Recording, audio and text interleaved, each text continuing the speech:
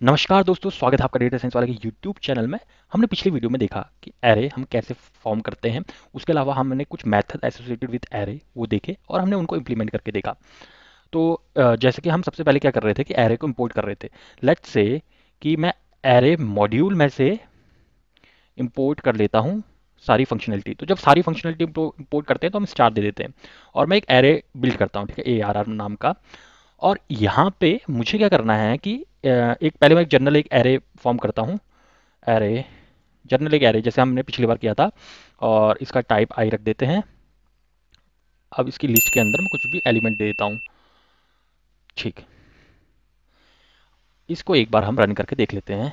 Run नहीं, यहाँ print भी कराना पड़ेगा ताकि हमें आउटपुट मिल जाए। और फिर से इसको रन कर लेते हैं। तो ये देखिएगा हमें एरे तो मिल गया। बट लेट्स से कि हमारे पास तो ये सिंगल डायमेंशनल एरे है। देखिए, सिंगल डायमेंशनल एरे का मतलब होता है कि आपके पास एक ही रो है। देखिए, रो तो हमारे पास एक ही है, कॉलम हमारे पास मल्टीपल है। बट ये 1D एरे है। और उसी तरह से हमारे 2D एरे भी होते हैं, 3D एरे भी होते हैं, यानी कि मल्टी डायमेंशनल एरे भी हमारे पास उपलब्ध होते हैं। बट अभी तक हमने इसके ऊपर मल्टी डायमेंशनल एरे के ऊपर काम नहीं किया। तो एक काम करते हैं कि मैं इसमें ट्राई करता हूँ मल्टी डायमेंशनल एरे फॉर्म करने का। तो जैसे कि मैंने अपना एक यहाँ पे एरे बना दिया। अब इसी के अंदर मैं दूसरा भी कोई एरे बना लेता हूँ। लेट्स से कि मैं एक और एलिमेंट दे देता हूँ, 1 4 6 8। अब मैं इसको एक बार रन करके देखता हूँ। तो यहाँ पे देखिएगा एक हमारे पास टाइप एरर आ रहा है कि arrays take at most 2 arguments but 3 are given. यानी कि इसके पास ज़्यादा से ज़्यादा 2 ही आर्गुमेंट मैं दे सकता हूँ, बट मैंने दे दिए 3। चलो मैं इसको कुछ और तरीके से दिखाता हूँ फिर। लेट्स से कि मैं इसको एक नेस्टेड लिस्ट की फॉर्म में दिखा देता हूँ कि एक बड़ी लिस्ट है, बड़ी लिस्ट के अंदर छोटी लिस्ट है। तो देखते हैं कि ये काम करेगा या नहीं। फिर मैं रन कर लेता हूँ। ये कह रहा है कि list object can not be interpreted as an integer. तो ये भी हमें दिक्कत दे रहा है। यानी कि मैं इसमें ट्राई कर रहा हूँ मल्टी डायमेंशनल चीज़ें बनाने का, पर वो बना नहीं पा रहा हूँ। इसकी वजह क्या है? क्योंकि ये जो एरे हमारे पाइथन पैकेज के साथ ऑलरेडी आता है, तो यहाँ से मैं वो चीज़ें नहीं कर सकता हूँ। इसके लिए हमें एक स्पेशल पैकेज को इम्पोर्ट करना पड़ेगा। देखिए, यदि मैं अपने पाइथन आईडीएल में भी जाऊँ, ये मेरा पाइथन आईडीएल खुल गया है, और इसमें भी मैं सेम लाइन ऑफ कोड यहाँ पे चलाऊँ। सिर्फ इतने चला लेता हूँ, और उसके बाद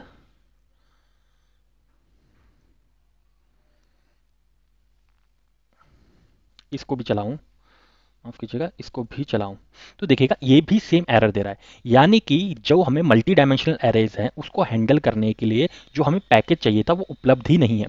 तो एक काम करता हूं, मैं सबसे पहले अपने जो कंप्यूटर है उसके अंदर ये पैकेज को इंस्टॉल करता हूं। तो उसके लिए करने के लिए मैं कमांड प्रॉम्प्ट खोलता हूं अपना, और कमांड प्रॉम्प्ट में मैं कमांड टाइप करता हूं, pip3 इंस्टॉल numpy। ठीक है, अब देखिए पिप थ्री एक इंस्टॉलेशन कमांड है जो कि पाइथन के पैकेजेस को इंस्टॉल करने के काम आती है। तो यहाँ आप देख रहे हैं कि मेरे पास डाउनलोडिंग नमपाई करके आ रहा है। और जो नमपाई एक ऐसा पैकेज है वो पाइथन का पार्ट नहीं है, लेकिन वो एक एक्सटर्नल पैकेज है और बहुत ज़्यादा यूज़ होता है यहाँ पे। तो इस वजह से हमें उसको मैन्युअली इंस्टॉल करना पड़ेगा। तो यहाँ पे हमारा जो नमपाई है वो सक्सेसफुली इंस्टॉल हो गया है। ठीक है, यहाँ से तो हम डायरेक्टली अपने सिस्टम में भी कोई भी चीज़ को हम डाल रहे हैं, इंस्टॉल कर रहे हैं। लेकिन यदि VS कोड या अन्य एडिटर्स होते हैं उसमें आप कैसे करके इंस्टॉल कर सकते हो? तो देखिएगा उसके लिए भी आपको सेम कमांड लिखनी है। आप अपने टर्मिनल में कुछ कोई भी आप वो खोल सकते हैं, चाहे कमांड प्रॉम्प्ट पावरशेल किसी में भी आप कर सकते हैं। तो लेट्स से मैं कमांड प्रॉम्प्ट ही खोलता हूँ, और यहाँ से भी आप कर सकते हैं पिप 3 इंस्टॉल नमपाई। तो ये अब जो होगा ये यहाँ पे इस प्रोजेक्ट के लिए हमारा जो नमपाई है वो इंस्टॉल कर रहा है। ठीक है, अभी क्योंकि मैंने ऑलरेडी सेम लोकेशन पे इंस्टॉल किया था इस वजह से ये ऐसा कोई एरर नहीं दिखा रहा। तो अब मैं यहाँ पे ये जो 2 डायमेंशनल थिंग्स थी इसके लिए मैं यहाँ पे चीज़ों को कर पाऊंगा। लेट्स से देखता हूँ एक कर पा रहा हूँ या नहीं कर पा रहा हूँ। तो मैं यहाँ पे लिख देता हूँ नमपाई इम्पोर्ट ऑल, और देखता हूँ कोई एरर आ रहा है या नहीं आ रहा है।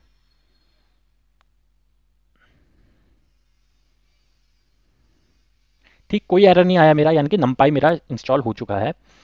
अब अगर मेरे को कोई 2 डायमेंशनल एरे यहाँ पे फॉर्म करना है, देखिए जो हमारा numpy मॉड्यूल है उसके अंदर भी हमारे पास एरे उपलब्ध होता है। लेट्स चेक कि ये हमारे पास अवेलेबल है या नहीं। अच्छा, क्योंकि जो इसका फॉर्मेटिंग होती है, जब हम numpy यूज कर रहे होते हैं उस समय हम एरे को इस तरीके की फॉर्मेटिंग नहीं देते हैं। हम यहाँ पे आई डिफाइन नहीं करते हैं। हाँ, वो अपने आप ही हमारा डेटा टाइप को गैस कर लेता है, जनरेट कर लेता है। तो यहाँ पे देखिएगा हमारा डेटा सेट ऑलरेडी जनरेट हो चुका है और ये हमारा एक 2D एरे इसने हमें बना के दे दिया है numpy ने। तो आशा करता हूँ अभी तक आपको समझ में आया होगा कि हम पाइथन में किस तरीके से इंस्टॉल करते हैं कोई भी अन्य पैकेजेस, और हम अपने VS कोड में भी कैसे इंस्टॉल कर लेते हैं। तो हमने देखा कि जो हमारा numpy है वो मॉड्यूल यूज होता है जब भी हम मल्टी डायमेंशनल एरे की बात करते हैं, यानी कि 1 डायमेंशन से ऊपर वाले जितने भी डायमेंशन होते हैं। जैसे कि 2D एरे का जब हम कोई भी मैट्रिक्स या ग्रिड फॉर्म में हम यूज करते हैं कोई कॉम्प्लेक्स टास्क, मैथमेटिकल टास्क करने के लिए, या फिर 3D या फिर इससे हायर डायमेंशन भी उपलब्ध होती हैं। जब हम डीप लर्निंग की बात करते हैं, मशीन लर्निंग, डीप लर्निंग में वहाँ हायर डायमेंशनल एरे ही यूज होते हैं।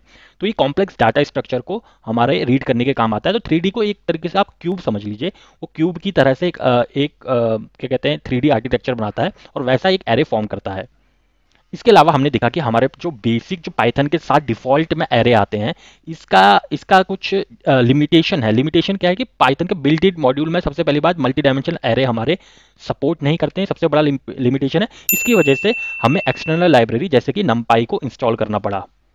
अब देखिएगा यदि मैं इसी एरे में कुछ एक सर्टेन ऑपरेशन करूं, जैसे कि मैंने एरे के अंदर अभी मैं एक ही डायमेंशनल ले लेता हूं कुछ, और इसके अंदर मैं कुछ भी डाल रहा हूँ 1 2 3 4 5, ठीक।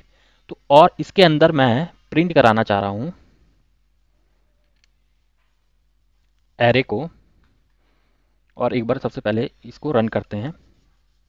तो देखिएगा यहाँ पे हमारा एक एरे तो क्रिएट हो गया है, एरे तो क्रिएट हो गया, और यहाँ से हम देख पा रहे हैं कि इस एरे का जो टाइप है वो कह रहा है इंटीजर, ठीक। अगर मैं यहाँ पे type करूँ ऑफ ये, अब इसको मैं रन करूँ,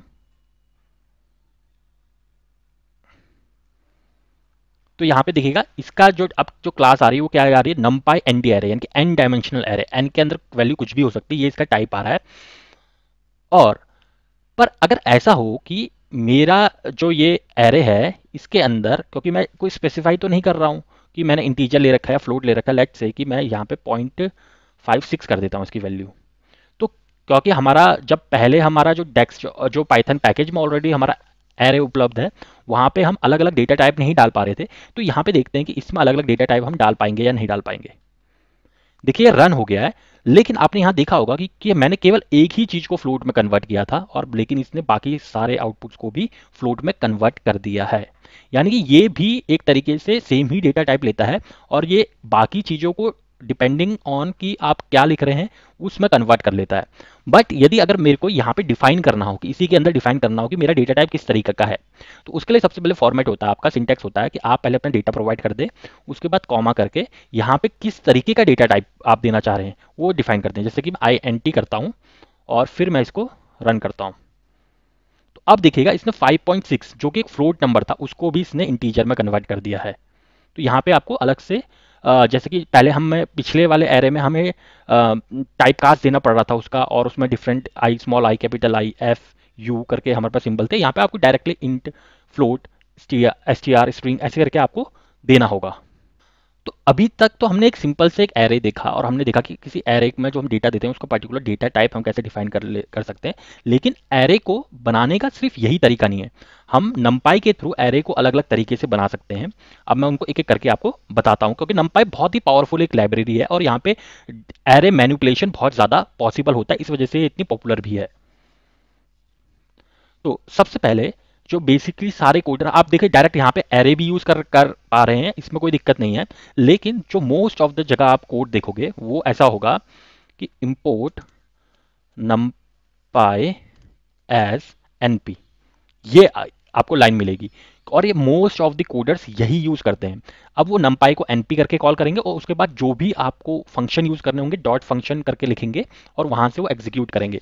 तो लेट्स चेक कि हम डिफरेंट डिफरेंट टाइप के एरेज कैसे बना पाते हैं numpy में। ठीक है, तो टोटल हम अप्रॉक्सीमेटली 6 तरीके के यहाँ पे नमपाई के अंदर तरीके से हम एरेज क्रिएट कर सकते हैं। हम एक एक करके सारे तरीके देखते हैं। तो सबसे पहला तो हमारा सबसे ओल्ड जो तरीका है, जैसे अगर मैं ARR नाम का एक वेरिएबल दूं, मैं लिखूंगा numpy मॉड्यूल में से आप एरे को कॉल कीजिए। तो ये हमारा सबसे सिंपल था, ठीक है, ये सबसे सिंपल है। इसके अंदर हमें देनी पड़ती है लिस्ट, और लिस्ट के अंदर हमें आइटम डिफाइन करने पड़ते हैं कि हमारे आइटम कितने कैसे कैसे हैं। यदि मेरे को इसका कुछ डेटा टाइप भी देना है तो मैं यहाँ डेटा टाइप भी दे सकता हूँ। जैसे अगर मैं फ्लोट ही दे दूँ मान लो यहाँ पे, और उसके बाद मैं प्रिंट कराता हूँ एरे को, और इसके अलावा प्रिंट कराता हूँ टाइप ऑफ एरे को। अब मैं यहाँ पे इसको एग्जीक्यूट करता हूँ, ठीक। तो क्लास numpy nd एरे आ रहा है और ये हमारा डेटा यहाँ पे मिल चुका है, ठीक। लेट्स से कि अगर मैं कोई डेटा टाइप नहीं डालता हूँ, तो जैसे मैंने पहले भी दिखाया था, बाय डिफॉल्ट ही अपने तरफ से ये एक डेटा टाइप प्रोवाइड कर देता है, ठीक है। तो बाय डिफॉल्ट इसको पता है, इतनी समझ है कि ये इंटीजर डेटा टाइप है, तो उसने इंटीजर में ही सारी वैल्यू रखी है। इसके बाद हमारा एक और तरीका होता है कि किसी भी एरे को प्रिंट करने का। तो मैं इसको कॉपी करता हूँ, कमेंट आउट कर लेता हूँ। तो एरे को क्रिएट करने का, माफ कीजिएगा, जो कि होता है हमारा np डॉट लिन स्पेस, LINSPACE। तो लिन स्पेस क्या करता है, हमारा ना एक इवनली स्पेस्ड वैल्यूज के बीच में, जो भी गिवन रेंज होता है उसके बीच में जितनी भी वैल्यूज हम मांगते हैं वो उतनी जनरेट कर लेता है।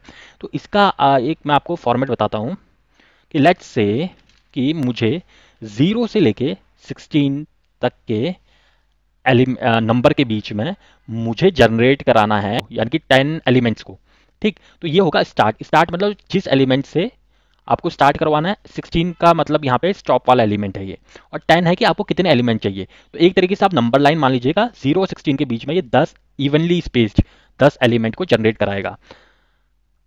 जैसे कि अगर मैं आपको दिखाऊं यहाँ पे,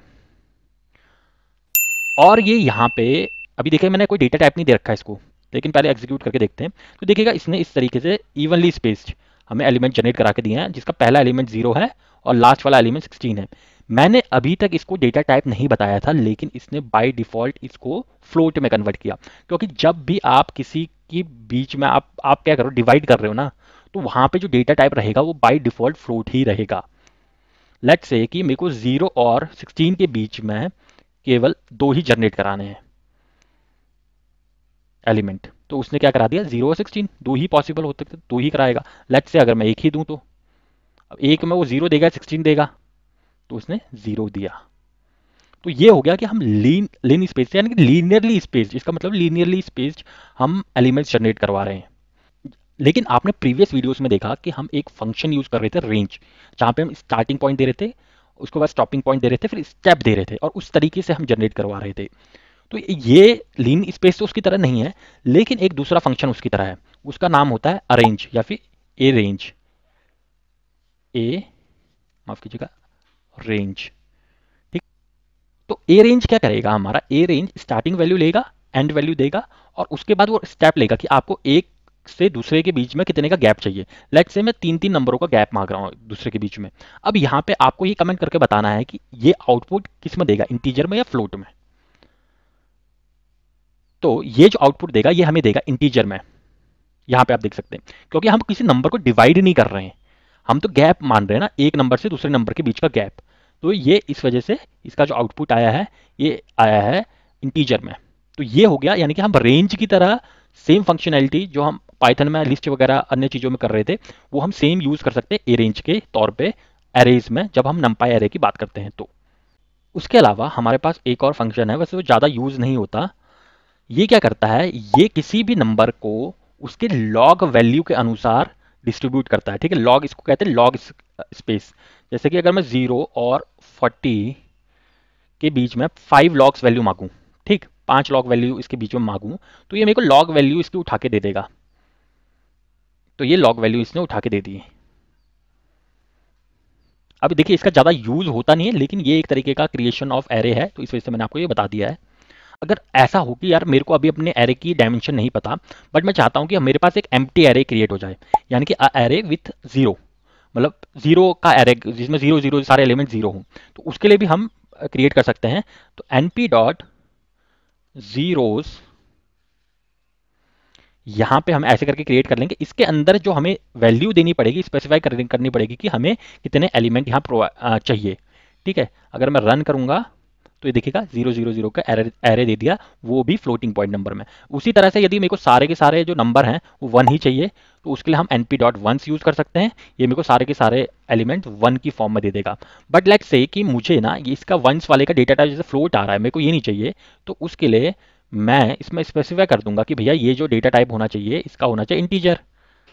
और यहाँ पे आप देख सकते हैं इसका जो डेटा टाइप हो गया वो इंटीजर में चेंज हो गया है।